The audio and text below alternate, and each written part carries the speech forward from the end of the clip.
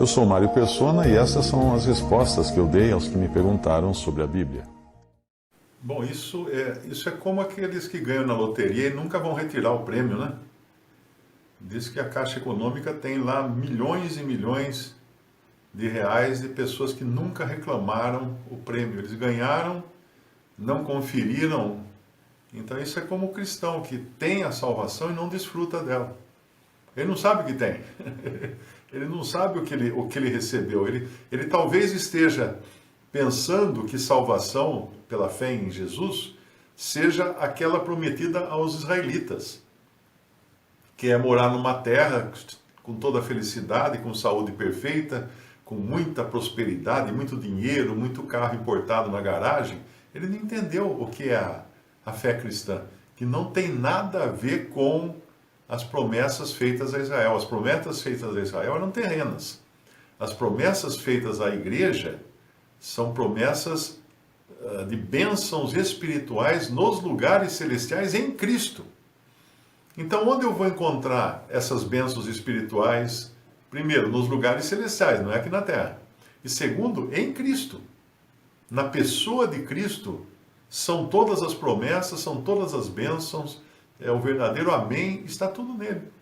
Então, se eu não estou desfrutando da pessoa de Cristo, eu não estou desfrutando do prêmio que eu ganhei, da loteria, do bilhete que eu recebi e nunca fui lá reclamar, nunca fui lá retirar. Tinha uma historinha, acho que é aquele livrinho Qual o Teu Destino, não sei se é naquele ou em outro que eu li, tinha uma historinha que era assim, o cara disse que tinha um velhinho que morava num casebre, né, uma montanha lá, e muito pobre, muito miserável, e aí ele morreu. Aí foram lá desmanchar as coisas dele, pegar as coisas dele e tal, e repararam que tinha uma pedra grande assim, suja, bem encardida, que ele usava, uma pedra bem pesada, que ele usava para segurar a porta aberta. Aí alguém teve a curiosidade de lavar aquela pedra, de limpar aquela pedra, e descobriu que aquela pedra era uma pepita de ouro. Aquele velho estava com uma pepita de ouro na casa dele, e ele nunca desfrutou dela, que podia ter transformado ele num milionário, né? Mas ele não desfrutou dela, porque ela tinha uma aparência tão feia, tão suja. Esse é o Senhor Jesus visto pela carne. Não havia nele nem aparência nem formosura. Não havia nele. O homem não enxerga a formosura de Cristo. O homem natural não pode enxergar a formosura de Cristo, porque ele só vai enxergar se ele conseguir um artista que pinte um Jesus de olhos azuis, de cabelo loiro e tal. Ah, esse é Jesus, olha que lindo que ele é tal. Mas daí só vai admirar a parte artística da coisa.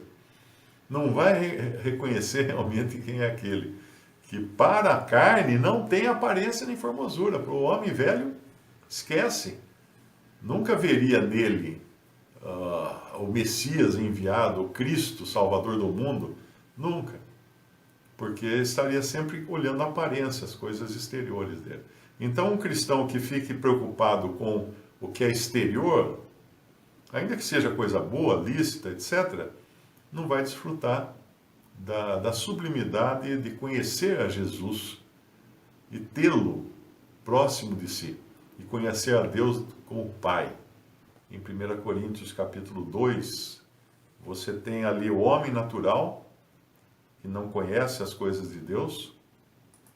No versículo 14, ora, o homem natural não compreende as coisas do Espírito de Deus, porque lhe parecem loucura e não pode entendê-las porque elas se discernem espiritualmente. E depois você tem o que é espiritual, que é um crente. O crente já não é mais o homem natural. Mas o que é claro que ele ainda tem a carne em si, né, que atrapalha bastante. A carne cria arrasto. A gente chama de arrasto tudo que o vento segura. Então, por exemplo, quando você vê um carro de corrida, ele tem um formato diferente de uma Kombi. Ninguém vai participar de uma corrida de Fórmula 1 com uma Kombi, que tem aquela cara chata assim, ó. Aquilo ali cria um arrasto, né? Cria uma barreira para o vento. Então a aerodinâmica da Kombi é péssima, é a pior que você pode imaginar, porque é uma caixa de sapato, o vento bate de frente nela e segura, né? Boa parte da potência do motor é gasta para brigar contra o vento. Mas aí, um carro de corrida, ele tem aquela forma aerodinâmica para ele passar direto, né? O ar não segurar. E assim é o... O que eu estava falando, não? O homem espiritual. Ai, que cabeça de ovo. O homem espiritual discerne bem tudo.